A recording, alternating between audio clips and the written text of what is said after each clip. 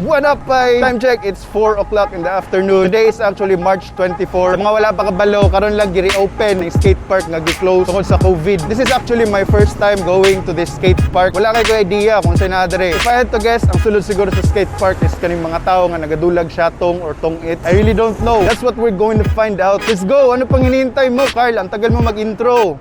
Boom! Davao Skate Park. Similar sa mga skate park sa gawas sa nasod, a bit odd ang location ani. Makita ni sa ilalom lang sa Agda flyover. Na-open niya itong May 31, 2019 and na-close ni tungod sa quarantine restriction sa COVID. Empty lato ning lugar sa una nga ginahimog dump site sa mga karton o parkinganan sa mga tricycle. Maong naisip ni Mayor Sara na pwede ni ma-utilize para sa recreational space. So guys, welcome to Davao Skate Park. Okay, so obviously wala ta karon sa Davao Skate Park, guys. Nabilin ako ang vaccination card. Actually, gingan ako sa barkada ganina nga magdala og vaccination card kay kailangan na siya para makasulod. It just so happens sa sobrano ka bright, bilin ako siya.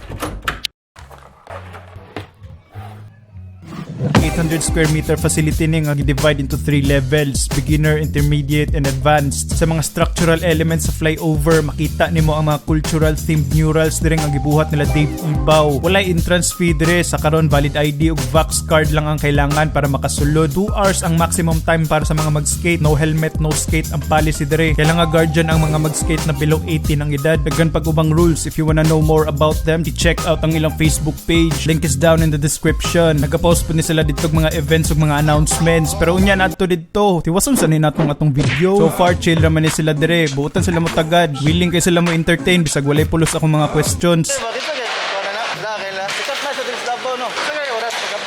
Kung nakaabot ka ani nga part sa video, ayaw kalimot pagbilin og like, dako kay nagtabang sa algorithm. All about mga laaganan sa Davao, ako ang content. Subscribe kung gusto ka mo subaybay. Sa akong first time nga pag-anhi diri sa Davao Skate Park, halos mga batanon ako mga naabtan nga mga nag-skate. Sama ra pod nako kay batanon pa pod baya ko. Gamay ra akong nakita nga mo edad og 20 pataas nga mga nanula. Kadali ra pod kay ni sila. According sa mga nag-skate diri, usahay ra jud na mo pakita kasagarang mga mamaw, kasagarang mga hawd na gid na sila ilahang lahi nga pwesto. Kuya jud yung mga hawd, no kuya jud ang mga legends ba. Personally, kaning skating isa ni sa mga bagay na gusto giduntaan ako sa una pero dili na ako ma-afford. Lisod pa gyud kay walay lugar. But anyway, ayos ba no kay nay official na pwesto ilang community ug gina-recognize na ilang art ug culture sa atuang syudad. And finally, giri-open na pud siya.